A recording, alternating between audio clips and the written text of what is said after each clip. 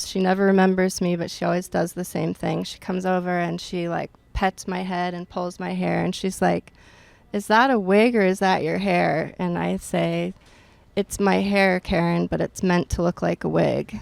And she's always like, "That's spectacular." And it's happened probably like 10 times. Hold on, give me 1 second. I don't think we slept the night before the EP release because I was just trying to figure this out. In the morning, I looked like the hair of a mad scientist. And it's because you're in the lab. Yeah, I know. That's what it felt like. I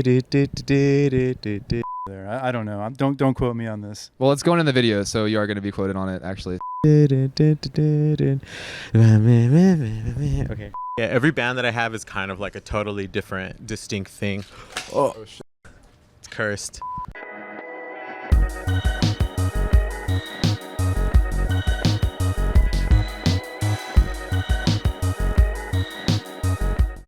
Hey, what's up? Welcome to Utopian Voids. I am Dustin. In this episode, we have interviews with Violet, Glitter Ghost, as well as Manny from Royal Blue. They will be playing our April 5th show happening in Pomona at Wish You Were Here. We also spoke with Liz Baum and Ivan of the Piñata House. They make piñatas out of their home in Los Angeles. These interviews were filmed at CK Cafe in Claremont. It's a family-owned hidden gem of the Inland Empire, somewhere I like to go to work on my laptop or do some reading. So shout out to CK Cafe. Thanks for letting us film there. I hope you enjoy these interviews and getting to know these artists. Make sure to check out their stuff. Links are in the description. I am Dustin. This is Utopian Voids. Let's meet the acts. What's up? This is Tom from Suburban Helltapes, out here for Utopian Voids at CK Cafe. I'm here with Glitter Ghost today. How's it going? It's going good. Thank you so much for having us. Yes, going well. Thank you. So yeah, do you guys want to introduce yourselves and tell us your names and stuff? Well, I go by Glitter Ghost. That's like my stage name. And I go by Kevin. That is just my name. And so where are you guys from? Where are you located? We're located in the Inland Empire. I am from Yucaipa, Redlands Highland area. And I was born in San Bernardino. Yes. Awesome. And the rest of our bandmates are from Yucaipa and Fontana. So. Yeah, cool. So I was checking out your Instagram and I saw one of the words that was frequently used to describe your music and your sound was like cryptids. There's a lot of things involving cryptids. Yeah. So for our audience out there who might not know what a cryptid is, could you explain that? I believe a cryptid is like a concept. It's either a fantasy or make-believe thing, or you have people who fully believe in the said beast or lore or entity. Locally, it's like a local lore. Mm-hmm. So I feel like we're the same thing. Either people are like, that's just a project, that's just garage band and like hopes and dreams, or someone's like, there's a lot of potential here, or people who come to our shows and if they like us tend to be like, I needed to hear that. So I think it just depends if you like scary stories or magic or anything like that. It's on you. It's for the audience to decide. It's the believers are what give the cryptids power, basically. Yeah. Otherwise, yeah. we're nothing really. Yeah. I feel like that's like the plot of more than one Goosebumps episode. It's like people needing to believe in the monster for it to be real. Yeah. So could you describe your sound for us at all and like the kind of music that you make? I think we're heavily inspired by early 2000s, the post-punk revival kind of scene, Strokes, Interpol, all those, The Killers, when they were good. Prime Killers. Yeah. A lot of the times, they will usually come up with an idea and I just try to make it come to life as best I can. I think Glitter Ghost gives off the perfect name for how we kind of sound because I tend to make my guitar sound super like glittery and kind of weird, and I try my best to just compliment Glitter Ghost herself. So when we write music together, it's kind of just like what we're feeling at the moment, and I think what we've been listening to, a lot of it feels nostalgic to me because we both actually knew each other in high school, and we were both like little hardcore scene kids. Little scene emo kids. And I was just like, I can't write Dance Gavin Dance, but I also like the Smashing Pumpkins, and I'm also kind of a dork, and I listen to all sorts of other music. How can I reference a little bit of everything? And, you know, you'll be like, I'm sure if I tell you a few bands, you're like, oh, I can hear that. Yeah. Like, love the Cranberries, love the Smashing Pumpkins. I love Japanese rock, so it's like Larkin Cell, The Pillows is super good, and I like post-hardcore, straight up screamy crabcore, whatever. Whitechapel. Yeah. We're having a resurgence of that right now, I feel like. We are. In this Absolutely. area. Yes. It's like in the IE specifically, we're having that resurgence, and I'm so happy. Yeah. It's like a dream come true for me. So it's like we have to be from the IE and like kind of be like, yeah, why wouldn't you like synchronize your guitar players on stage? Or, I don't Do the little skipping. Jumping around. Like, Yeah. That's So- what it For does. sure. I think all of that, and then Ghost or Something from the Past or Something from the Future. Again, I think it's just all up for interpretation. I think that's the best way to sum it up. So I saw you guys just released an EP pretty recently here. That was the Creepy EP.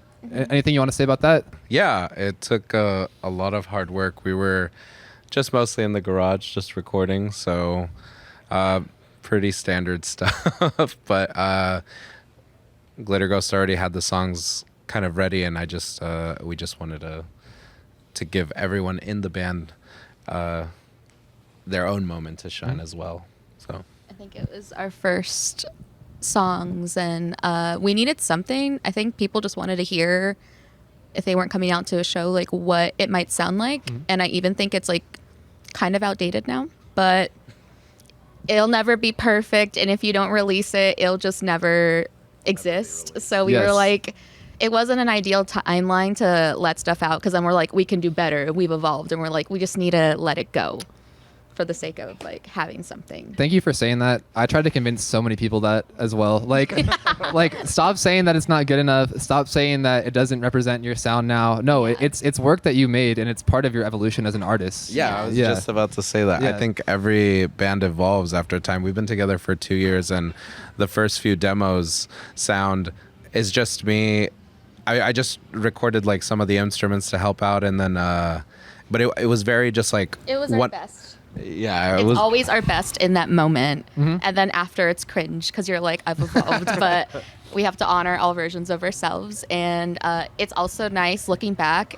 I think if you can hear it and like, I can do better, that's an awesome thing. You know, after playing together for such a long time, the songs change like a little bit. Like you said, I think evolving is the perfect word for that, because I think regardless if you have something so old, even if you have the chance later, you could just re-release and make something like how you feel comfortable now. Yeah, sometimes you just have to learn as you go. So I saw, I was checking out some of the stuff you guys had made, and I feel like I saw a lot of things relating to Birdcage Comics Cafe. Yes. Yeah, you want to shout them out or talk about that at all? They are friends of ours. We're from the Inland Empire. The Inland Empire is a literal fucking empire of Riverside County, San Bernardino County, and San Bernardino. The IE, when I think of the IE, I think of growing up all in downtown San Bernardino and stuff. I think it's in the heart of San Bernardino, and I think we like playing there, and a lot of our friends, a lot of people, the owners included, a lot of artists, a lot of people. If you ask anyone from the IE who's artistic and creative, we care about our community. I think it's beautiful when everyone's like, I want to put my hometown on the map. Yeah. And if you ever go to a Birdcage show, every crevice is covered with some type of indie artist, specifically indie. So I think it's just something like, keep it a surprise. There's literally shows from Friday and Saturday, every single, like, forever, very DIY. And I think it's just something that everyone should experience for themselves. If it's not the fest, there's literally every genre covered.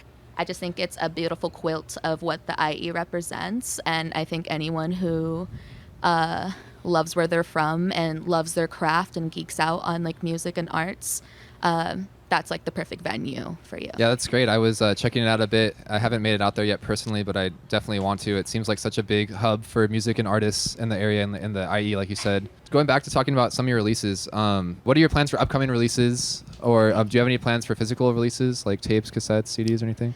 Whenever we get asked this question, at least for me, I never really had a plan. I didn't expect us to be here. It generally was like, let's play one time at one show. Don't know how the fuck we got here, but we're here.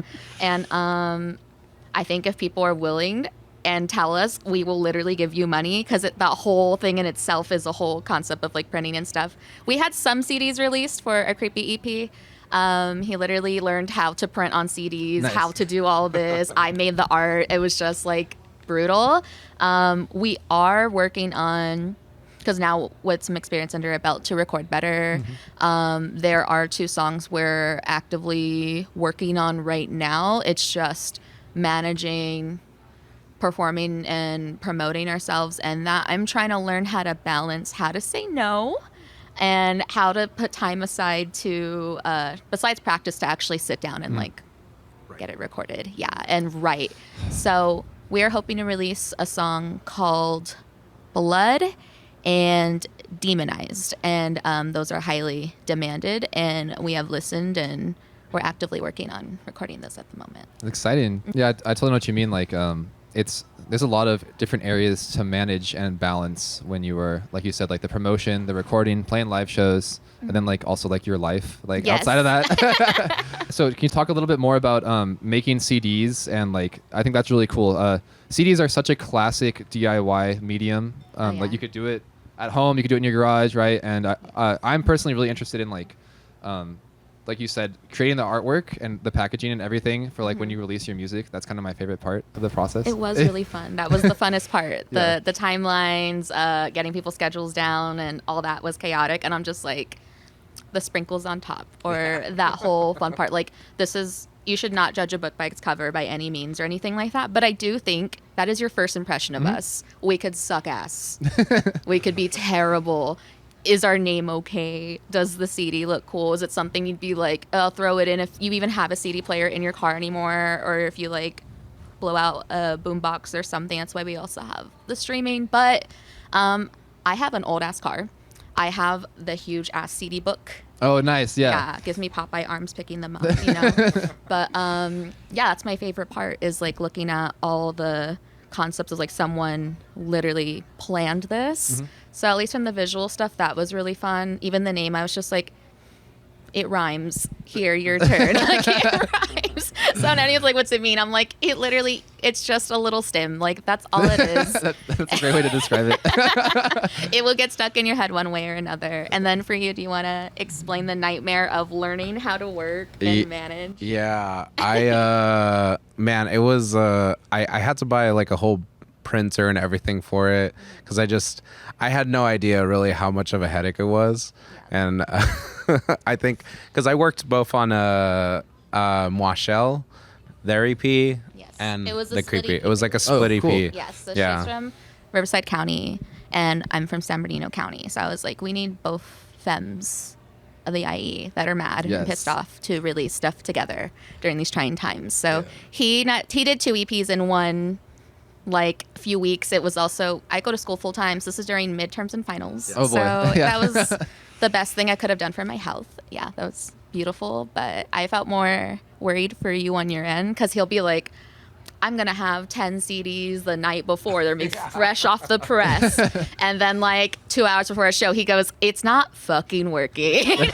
Yeah, I could not figure it out, and I was stressing out. I don't think we slept the night before the EP release, No. because I was just trying to figure this out, and I looked like my hair usually looks crazy when like in the morning. I looked like the hair of a mad scientist. And Because you're in the lab. yeah, I know. That's what it felt like. So I was just like so stressed out, and I was also running the sound and everything for the bands that day. that Oh, wow. day. Yeah. So when we released it, so I was just like, I'm tired, I'm so stressed out, I'm exhausted. I didn't sleep like more than 24 hours. Again, learning curve. I'm just like, I'm I'm a visual artist, so music's totally out of my element, and I'm over here like, you got a printer, it's gonna be just like that. And I'm like, I'm so fucking wrong. I'm so sorry. Don't listen to me. No night before shit ever again. I have a really bad time management most of the time. Yeah. So I think I'm we all just do. yeah, I think That's why the EP's been out for over a fucking year, because we're like, yeah, that took forever. Yeah, it's not just you. Don't worry. okay, I'm glad I'm not alone there.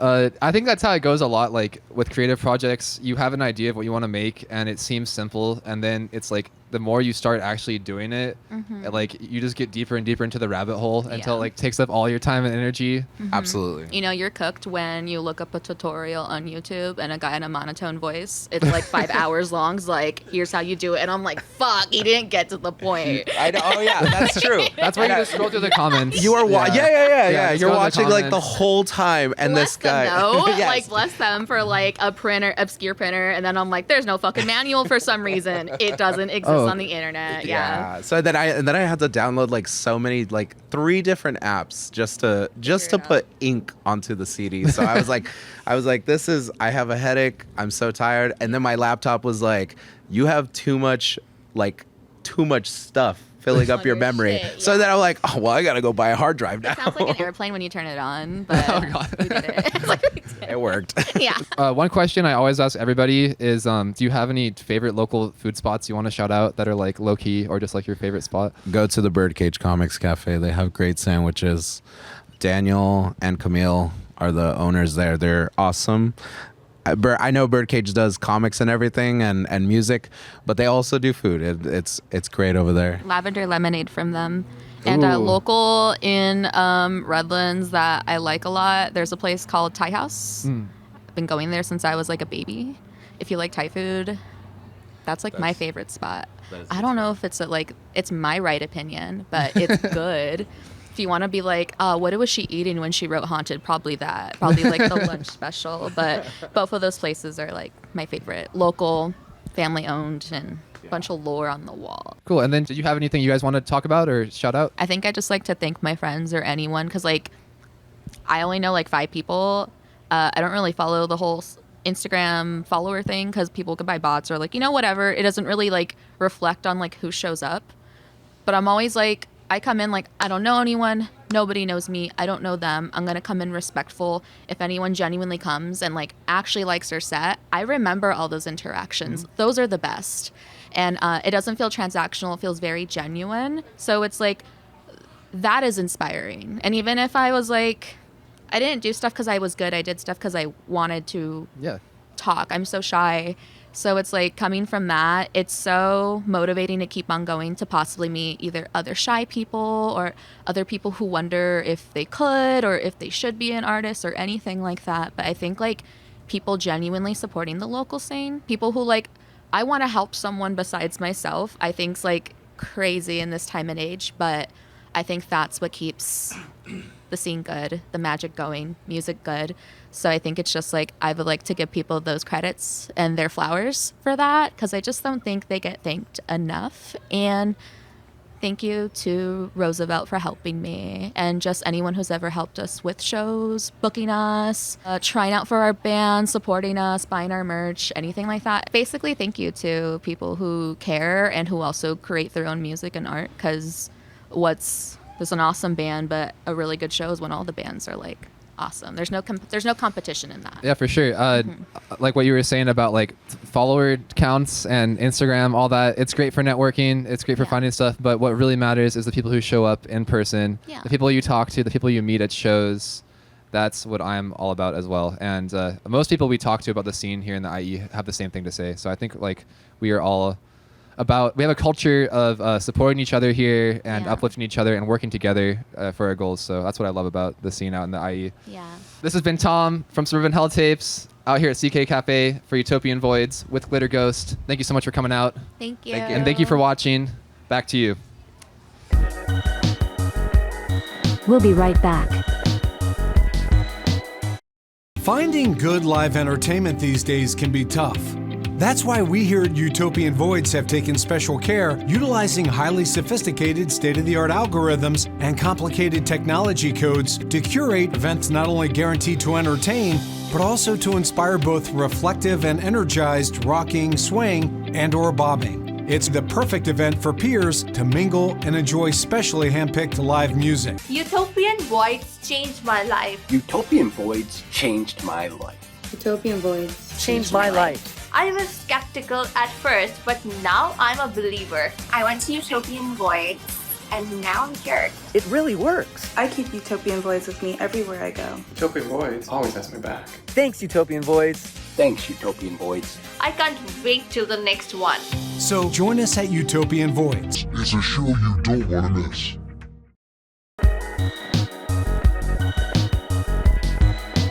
What's up? This is Tom from Suburban Helltapes, here for Utopian Voids. We're at CK doing some band interviews, and today I'm here with Violet. Violet, how's it going? Good.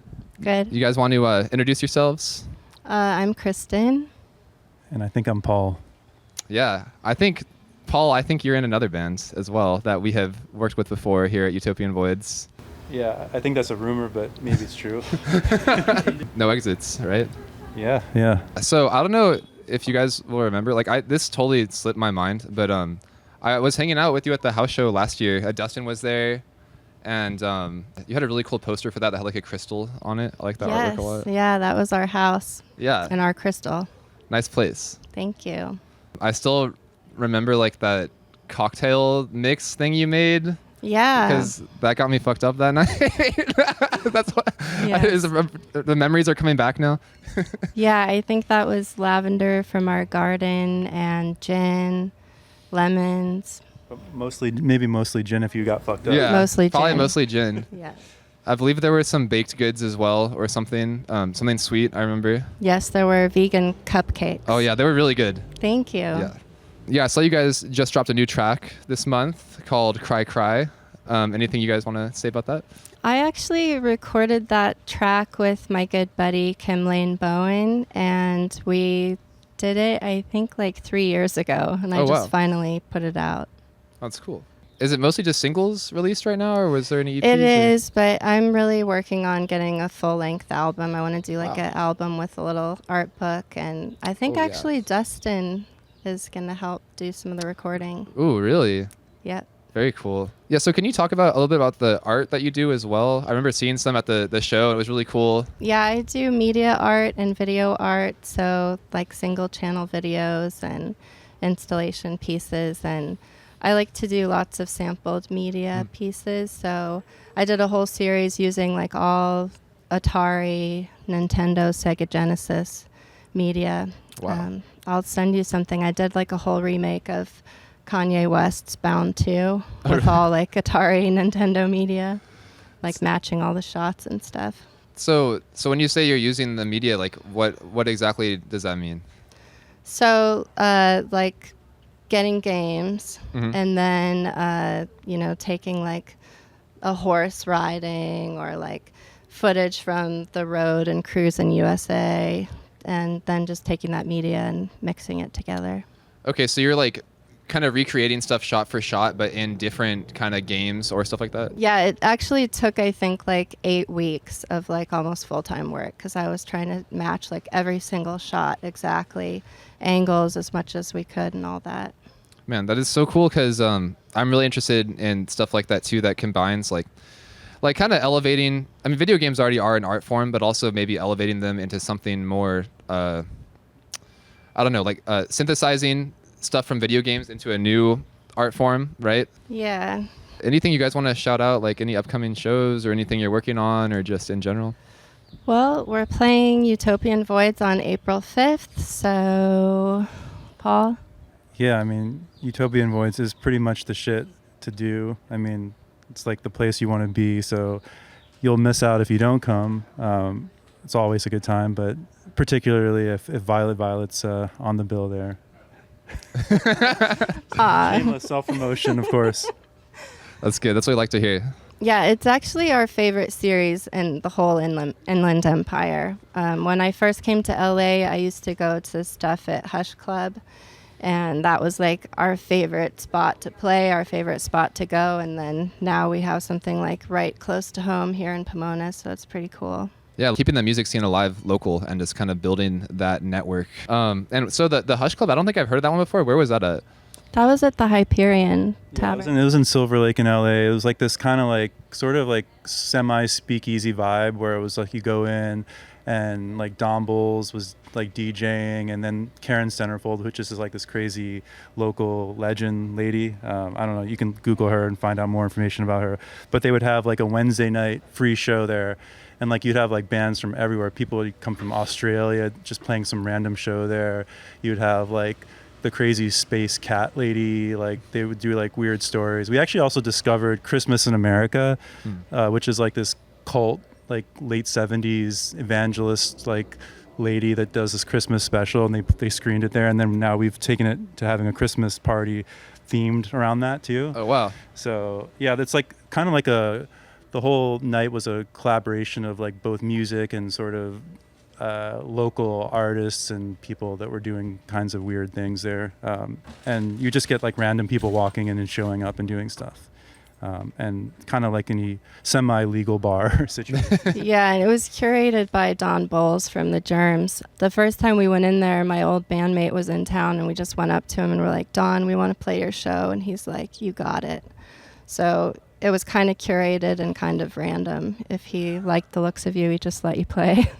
Yeah, I think that's also where when you met Karen Centerfold, you had something interesting happening there too. Well, I've met Karen Centerfold several times. She never remembers me, but she always does the same thing. She comes over and she like pets my head and pulls my hair, and she's like, is that a wig or is that your hair? And I say, it's my hair, Karen, but it's meant to look like a wig.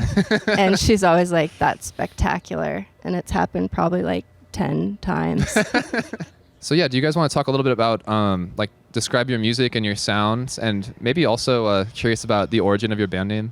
Okay, so the band name origin, I played in a band called Intrafaction in New York, and then we were like a trio, and then my buddy Nick and I split off and we became Violet Transfiction, and then when I split off from that and went solo, I just went Violet, and now he's kind of like the Violet, the other Violet to Two my Violets. Violet. Yeah. Ultraviolet. Yeah. I'm really bad at talking about my own music, but in my head it sounds like a lot more Americana than it is. So I kind of started when I was working on solo songs, looking for an instrument that had like more of a country sound. So I was thinking about getting an auto harp, but I tried one out and they're really hard to keep in tune. So I got a little auto harp synthesizer, an omnichord, and then nice. That was actually like way back in 2013. So wow. I certainly wasn't the first one to discover the old omnichord. I mean, David Bowie and lots of other people had used it, but still it wasn't as prevalent as it is now. Yeah, I'm sure it's a lot harder to find one now, right? I don't know, man. There's like a lot of omnichords were made because apparently they were like big in churches, like pastors used them because they're like really good for hymns and stuff like that. Yeah, that makes sense. It kind of serves a similar role to like an organ, right, where you're just playing chords on it, basically. Yeah, and it just has like a really warm. I love analog synth sounds. I played a microcorg before that in my old band, and so it was kind of like I went from microcorg to omnichord. Man, so one of my teachers growing up had a auto harp, and then I thought it was so cool, and then I discovered the omnichord, and then I have a microcorg as well. So you're making me want to make the move to get an omnichord now. Yeah, there's lots of omnichords out there. Yeah, there's like different generations of them too, and then I think at some point they kind of went from being an omnichord to almost like a keytar looking thing. Yeah, I think they called that the Q chord. Yeah, it became the Q chord, and it's kind of like more based on a guitar than an auto harp, but the like later omnichords have MIDI out. So that's a cool feature if you get a later one. Yeah, that would be cool, like using it as a sequencer basically. Yeah, that would be sick. Oh, you're making me want to buy a gear now. Gonna get me in trouble. I have two. You can come over and play the omnichord with us. Cool. Sounds good. Yeah, hopefully I would love if you guys ever have a party there again or a house show, I would love to come through. So Definitely. That was our first one, and we were kind of inspired by Dustin and all the stuff you guys get together, and kind of want to like set up our home camp here. That's great. Thank you so much. Yeah, we're trying to help out with that. Yeah, thank you. Favorite food spot in New York that you miss the most, and favorite food spot in LA? Oh, wow. That's tough. I mean, I guess I can't just take it down to one spot in New York, but just like the street falafels. You can get like a falafel sandwich at like 1 o'clock in the morning for like $4 there. And I don't think that exists in LA. Favorite food spot in LA? Paul, you know my heart and my food. What is it? I mean, you like fish tacos a lot. Nice. So I mean, there's like numerous spots here, but I think actually the true answer to this is Kristen's like a really sick baker and cook and stuff like that. So pretty much whatever's coming out of the oven is my favorite. How sweet.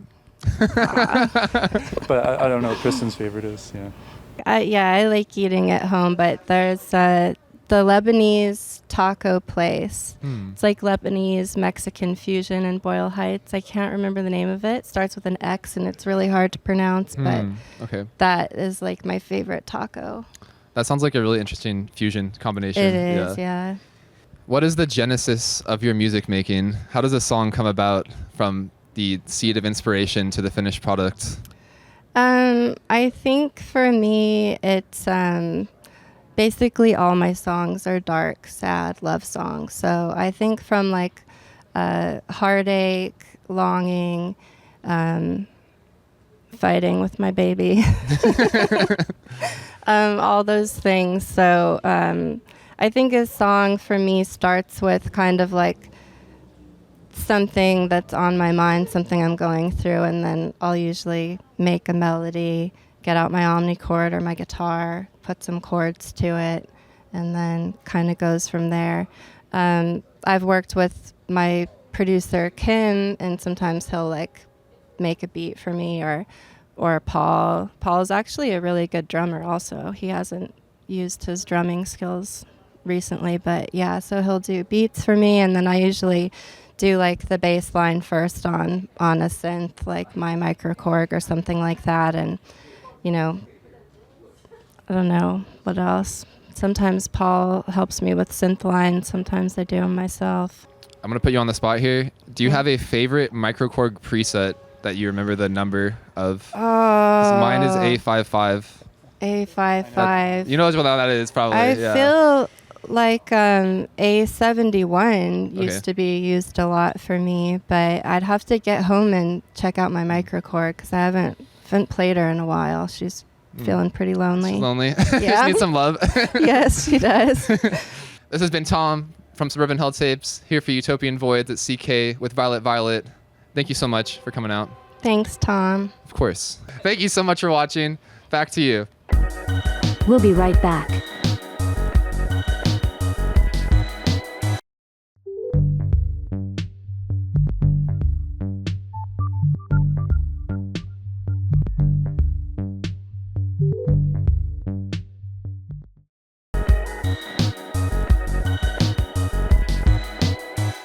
What's up? This is Tom from Suburban Helltapes. I'm out here for Utopian Voids. Today we're at the lovely CK Cafe, a legendary institution in this area. If you know, you know.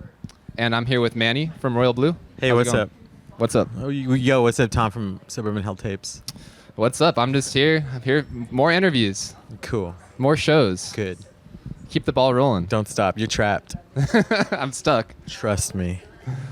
So I did a little research on Royal Blue. Oh, cool. And first thing I want to ask you is, when did you guys start as a band? Kind of newer band? Yeah, we're a new band. I cannot really recall, but it was sometime last year. I think we played our first shows in October or something, September, October. Okay. Yeah.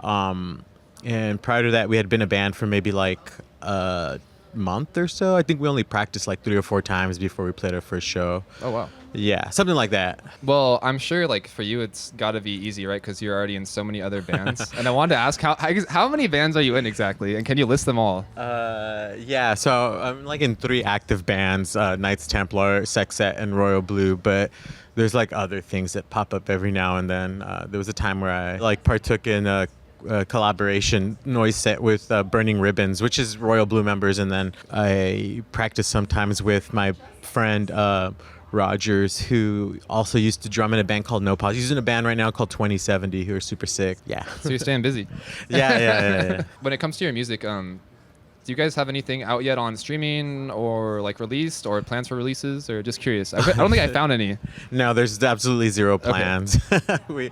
I wouldn't call us like a slacker band, but we totally aren't prioritizing recording and releasing. We're more like trying to construct I wouldn't say like even a sound, but more just being comfortable as like friends before we get to that releasing thing. I don't know. We'll see. First, we have to be friends before we can be lovers. Yeah. Before we can be a band. Yeah. Yeah. I mean, this is the type of band where we like invite each other to each other's houses for dinner. You know, we give each other gifts and stuff. So that's good. The love is there. Yeah. That's good. When you do get around to releasing music, I was gonna say, I know you're in tight with Repo Records, so I was just curious if there's any collabs planned there. Yeah, sure. Yeah, sure. Yeah. We'll see. I mean, I don't know. Yeah, so each band is totally a separate entity, kind of like its own little world, and you know, there's not really much crossover. Oh, okay. Yeah, and I kind of do prefer it that way, so that like my brain doesn't cross wires. I don't get too confused. You don't start playing a song from a different band mid-set? You know, I've been afraid of that happening, but it hasn't happened yet. Okay, that's good. I know we only have you here today, but can you shout out the names for your other bandmates? No. No? No, just they're not allowed. It's just you? You're the star? No. It's all about you? It's all about Manny? No. The band is like a total collaborative effort.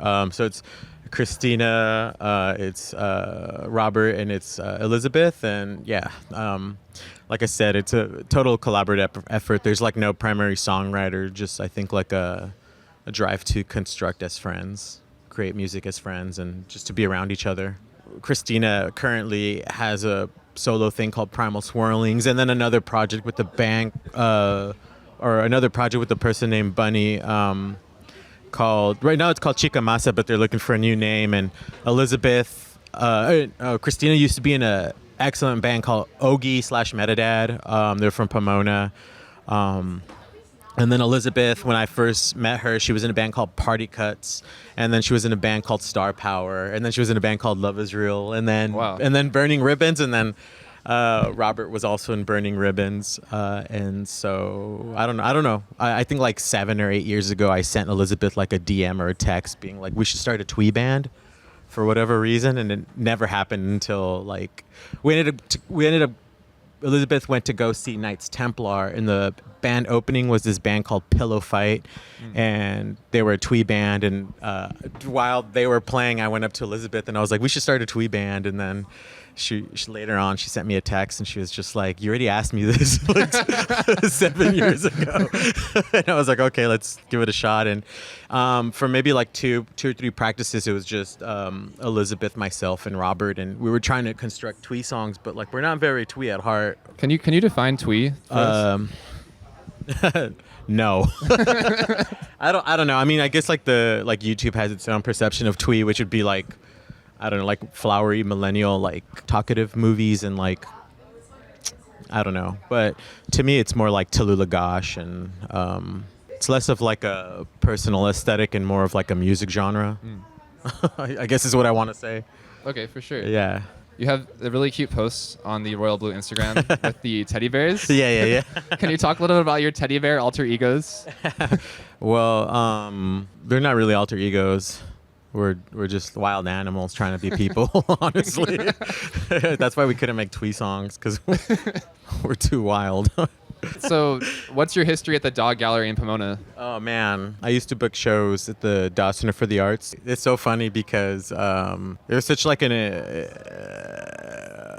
overwhelming part of like my 20s that I think when it just sort of like abruptly ended, I kind of like created a mental block, which is so funny. I mean, it just took up a lot of time, and I don't mean that in a bad way. It was just a really fun, creative effort that I put my all into, and ultimately I met a lot of people. Sometimes we would have like 13 or 19 gigs a month at that place somehow, and then when it ended, I didn't stop. I was doing shows at other places, like Bridgetown DIY or my parents' house in Fontana. And at some point I was also doing shows at the Blood Orange Info Shop in the basement of the Life Arts building in Riverside. And sometimes all 4 places had gigs in 1 week that I booked. It's honestly just like the same pattern of me being in like 3 bands and working a full-time job, like there's just something wrong with me, I guess. But sometimes I feel like we thrive in the crunch zone, at least for me. Yeah. But like, it's not sustainable forever. You can't keep it up forever to be in the crunch mindset, I feel like. I'm not trying to live forever. So. The candle that burns twice as bright burns half as long, as they say. Yeah. It smells bad. Any particular crazy shows at the DAW you remember that you want to reminisce about? Oh, shoot. Okay, this is kind of why I had a mental block. Prayers played there, maybe like right before the Kat Von D explosion, so he wasn't totally like a famous person yet. But yeah, he played and there was like 1 million people there or whatever. And then I like left before he even started. But it was still a success. Yeah, for him, I suppose. But there was like, I want to say 3 or 4 really crazy shows. Not because of the music itself. Like we had like for a whole year undercover cops going to the gallery. I don't know. I don't know if anybody watching this can recall that, but like nobody believed me for a while. And then I think like their appearances just became a little bit too uncanny. And one day I got surrounded by like, I don't know, like 6 to 12 agents. I really cannot recall. It's just like an insane blur. And people were like, oh yeah, he was right. And I was like, yeah. So you weren't crazy? Oh, I don't know. It was a really crazy experience. And I think it kind of soured a little bit of my enjoyment, but it didn't cause me to stop. I think it made me go harder and get harder. But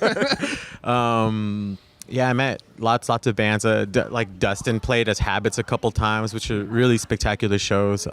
Stay Cool Forever was a really good performance every time. Ogie / Metadad, Christina's old band, always killed it. Honestly, like my biggest memories are just of like people that have stuck around and like friends that are still around. Like we had like Kimya Dawson play once, and it's that I'm not dissing Kimya or like anything, but like all the people who became like super successful, like good for them, but I'm still just like a community person at heart, despite all the dark thoughts. Or because of all the dark thoughts. I want to ask about another venue you mentioned, which is Bridgetown DIY. Oh yeah, rest in peace. What a cool spot. I miss that place. Yeah. I've been there. I played a couple shows there even cool like, a long beans. time ago. But yeah, like I've talked to people about that before, and they're like, "Oh, Bridgetown, like I miss that place." Yeah. I feel like maybe currently in the landscape of local DIY centers, there's not necessarily like upfront political spaces, just like how Bridgetown and maybe the Blood Orange were. And I think they're like, the language that they used was, I think, kind of like inhibiting maybe people's attendance. It was just very like leftist and anarchist. At the same time, it kind of seems to be how everybody talks nowadays.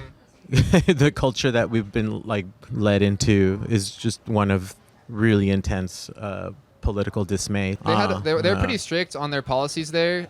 One time I played a show there, and I actually got kicked out after I played the show for smoking weed behind it. Oh, good. Because they were that strict on their good. drug and no smoking thing. I'm like, good. All right, well. And then the band I was with at the time, generally speaking, they're really mad at me. But then we ended up playing a show there anyways, like months later, so it was fine. Yeah, it's just run by people. You know what I mean? I think that a lot of the policies that we had there were just sort of like for,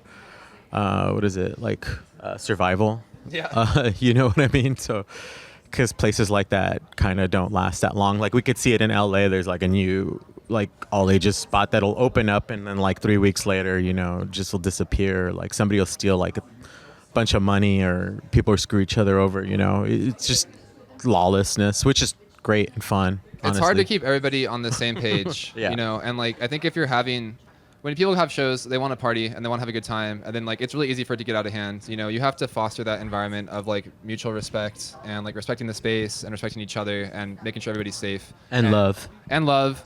And then, you know, it also helps with not getting shut down by the cops. Yeah. Yeah.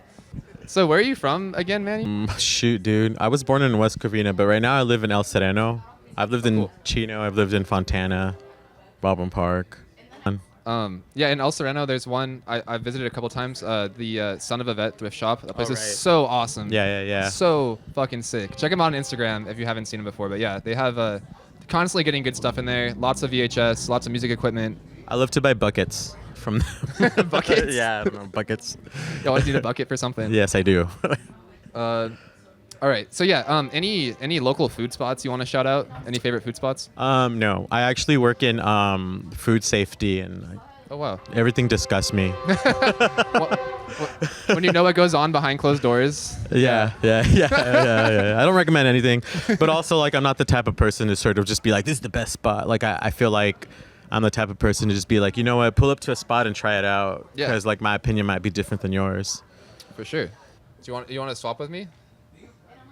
Real quick? Yeah, do it. Yeah, come on. All right. I mean, I don't even know if you're gonna want to talk about this. Because I know you are in recovery. Oh yeah. How long? So I've been sober for almost 8 years. I know like in certain like 12-step programs, you don't really like go overboard and say beyond. But so officially I've been 7 years, but at the end of next month, April? Yeah, I'll be 8 years clean and sober from alcohol and drugs. Right on. Yeah. Congratulations. Thank you. I haven't drank in like 5 years now. I stopped drinking because I was just sick of the hangovers. Uh-huh. But like, what made you want to quit doing what you were doing? So there was like two things, and they weren't like super huge things either. They were kind of maybe like the most quaint experiences that maybe you'd hear like in an AA meeting. But like there was one time I had a friend over at the house, and she was like say like a medium or whatever, and she was like, so dude, this is actually gonna be really crazy. You're gonna love this, actually. You're gonna love this. Yeah. She was like, oh, there's somebody in the corner. And I was just like, what are you talking about? You know? And she just started like talking about this person, and this person, I guess she was just like, oh, this man, like, he thinks you're really cool, and he just wants you to be happy, and he loves hanging around you and your friends. It was somebody that we both know that passed away. I was like, oh, that's quite interesting. You know, like I am having fun. I'm having a blast, you know, but I was still like getting wasted every night. And I would go to friends' houses and drink like a 36 pack. I would drink their 36 pack on my own, and I just wouldn't get drunk, you know. And then maybe a couple of weeks later, it was actually at Bridgetown DIY. I was doing the door, and I wasn't drunk that night, surprisingly. And this person like sat next to me, and he was like, how's it going? And I was just like, man, I'm just miserable all the time. I just go to work and I get drunk. And he's just like, you know, there's a place for people like you. I was just like, well, no, I was like, no, I've done that before. It doesn't work for me. And he's just like, well, what makes you so different? And I was just like, I don't know, stuff. You know, it's my first time in recovery. I was like 19 or whatever, and I had like 4 years sober or something like that. So this person was like, they were like naming people that like I had been in recovery with, and I was just like, you know, this is too uncanny. Like, who do you know? Then he was just like, just go give it a try, give it a shot. And I just, you know, I started going to AA meetings, and maybe like for the first month, I was showing up to the meetings drunk. So, you know, it took a while, you know. It wasn't like this instant like thing that made sense. And even nowadays, like I was even driving here, and I was just like, sometimes this doesn't make sense. You know, just to try to be just sober? life, staying sober, keeping a job, you know. It's all like just like interconnected, I think, you know. Yeah, for sure. So you're playing a lot of shows in 3 bands. Like how hard is it? Is it still hard to like stay sober? No. And I think it's because I base my recovery on like my own personal spiritual experience, and this like enjoyment and love that I get being around my friends and playing is a really big part of that, you know. Like I mean, I go to meetings and stuff, but like I don't practice my recovery in the meetings. I go there to like learn how to do that in the real world, you know. But that's me. That's my personal thing, you know. Right on. All right, thanks, Manny. No problem. I'm Dustin, here with Manny from Royal Blue, Knights Templar, and Sextet. Hell yeah. Thanks for watching. Back to you. Smoke crack. That was perfect. We'll be right back.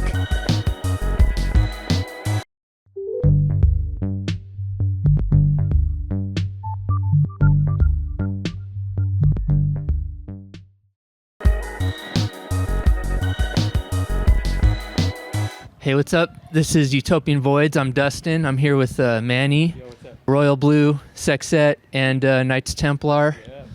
I'm here with Ivan and Liz, who run the Piñata House. How's it going, guys? Good. It's going good. Good. Good. Good. Are you good? Good? I'm freaking good. Just good. All right. Tell me about Piñata House. Piñata House it started with my mom. And she was making piñatas, and then when I was a kid, I would help her make the piñatas. Also, my grandpa was making them too. I guess she taught me how to make piñatas, and I make the piñatas with her now. Why piñatas? Yeah, what inspired her? Like, is there like a genesis to this? My uncle was making piñatas, and my mom needed a job. So he gave her like these broken piñatas. He's like, here, take these piñatas and see what you can do with it.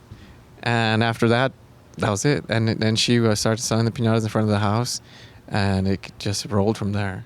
What's like the weirdest piñata you've ever had to make that someone's like ordered?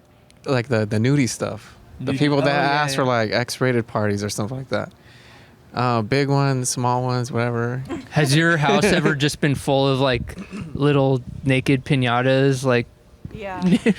Yeah, someone had ordered like a piñata for like each table. It was like a party. So one of them had like legs open with the thing showing, and then the boobs, and then just like dick, like so like a little bit of sperm coming out. oh my God, really? Nah, this is what they requested. How did you make that?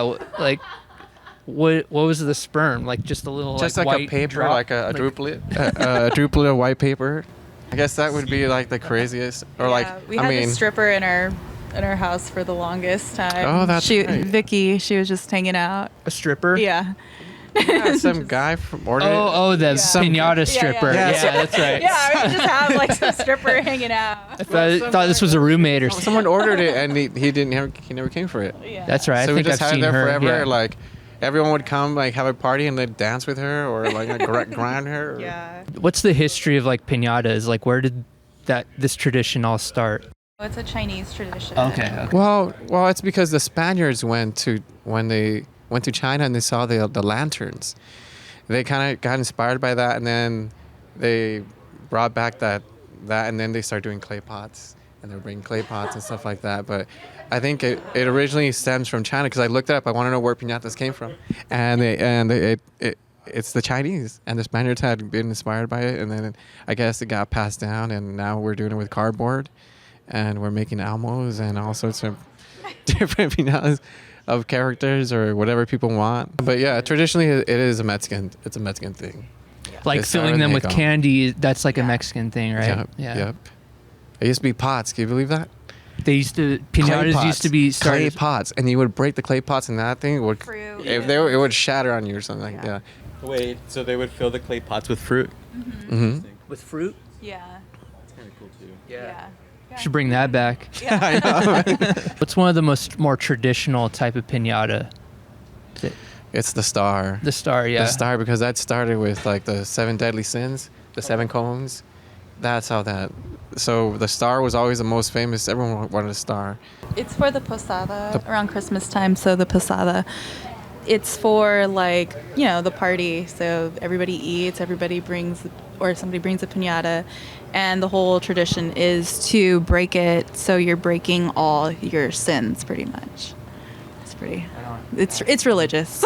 Yeah, it's religious. Yeah. How does it feel like making something that is like meant to be destroyed? Like you're creating this art only for someone to, beat it apart with a stick. Yeah. I thought about this already. It, as pretty as it is, or as long as it took me, you have to break it. And sometimes people don't want to break them. And I was like, you have to break it. I don't care how pretty or how nice it looks. It's tradition to break it. So unless it's a stripper. it's a stripper. Yeah. but yeah, I always That say stripper's been around for a while. I remember. I always say break it. You gotta break it.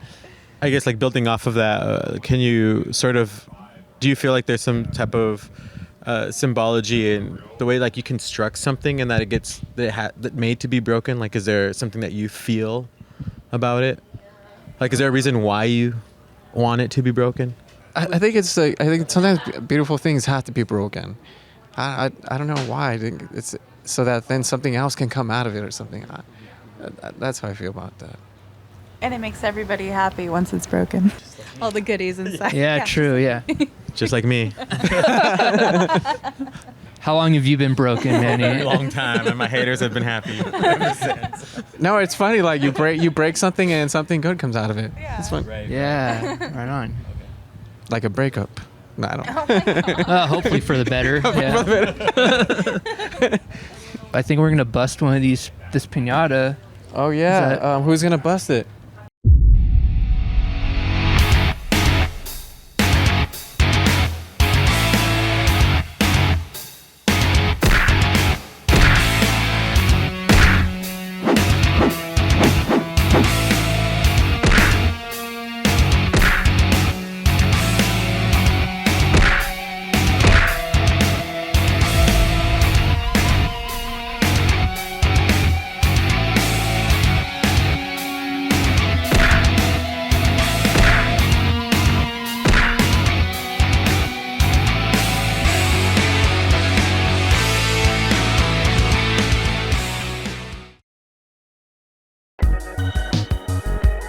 We'll be right back.